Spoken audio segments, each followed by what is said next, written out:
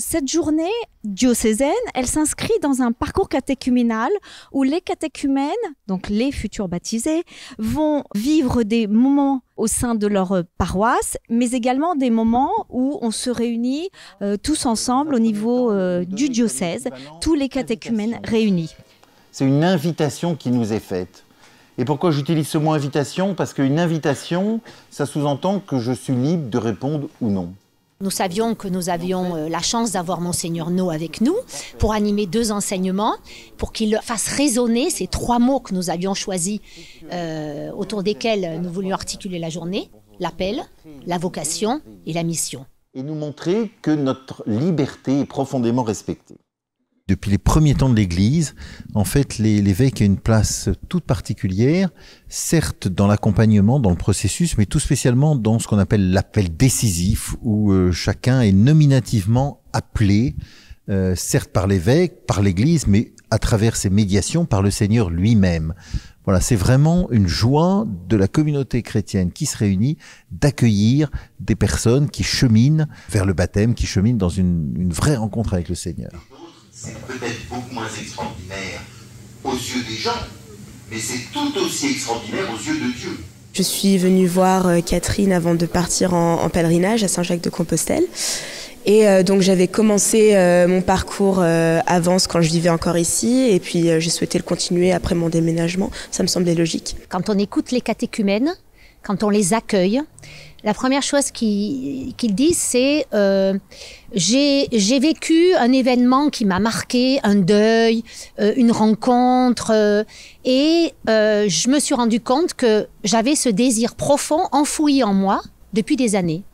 Ou parfois, ce sont des jeunes que les parents n'ont pas jugé bon de faire baptiser et veulent soit se marier à l'église, soit ont besoin, ont ce désir et on se manque. Nous avions une envie individuelle avant de nous connaître, de se diriger vers le baptême.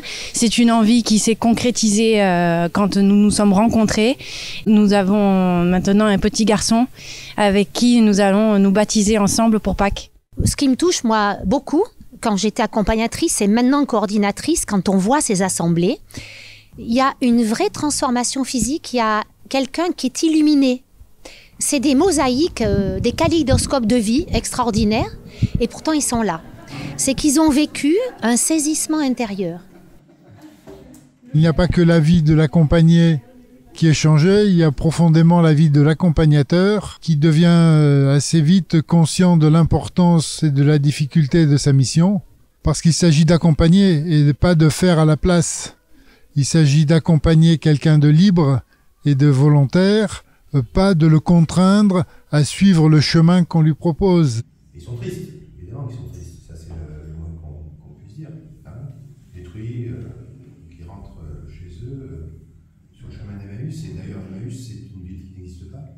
Il y a quelque chose, une relation aussi très forte de fait qui se noue entre l'accompagnateur et le catéchumène. On est en train de parler aussi de questions essentielles sur la vie, sur sa relation au Christ. Donc en fait, les questions que se pose le catéchumène vont aussi nous amener à nous déplacer, à nous faire grandir, à nous questionner. C'est effectivement une expérience très enrichissante, je dirais, d'échange, puisqu'aussi bien les catéchumènes que l'accompagnateur, on s'enrichit tout au long de ce parcours. La journée se déroulait également avec des petits groupes autres que ceux dont on a l'habitude, et on devait, autour d'un texte biblique, discuter de ce que ça représente. Et aujourd'hui, le thème principal était l'appel. Essayer de donner une sorte de définition de ce qu'est l'appel pour nous, puisque bientôt on sera appelé par l'évêque à l'église Sainte-Réparate. C'est quand même intéressant comme concept. C'est pour ça que notre évêque... Ce que nous voulions aujourd'hui que les catéchumènes réalisent, c'est que l'appel qu'ils ont entendu, c'est un appel qui s'enracine ou qu'ils vivent au jour le jour. Le Christ est là avec toi dans ta vie. Il est dans l'aujourd'hui, dans ton aujourd'hui. De cette journée, j'attendais un moment de partage que j'ai vécu. J'attendais qu'on éclaire un petit peu certains concepts et certaines paroles, et c'est ce qui a été fait au cours des ateliers, donc c'était super.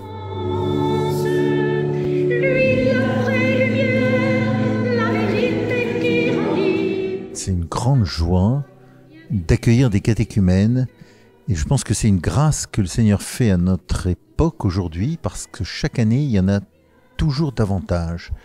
C'est très émouvant de voir les différents chemins que le Seigneur choisit pour appeler des personnes très diverses, très variées, avec des histoires très différentes. Voilà, et que le Seigneur vient rencontrer au fond de leur cœur, vient les appeler personnellement pour qu'il y ait une rencontre d'un amour donné, d'un amour reçu. Là, on arrive presque à la fin du parcours. C'était l'ultime préparation à l'appel décisif qui aura lieu au début du carême. Et puis, il y aura ce temps de carême qui les conduira jusqu'au baptême.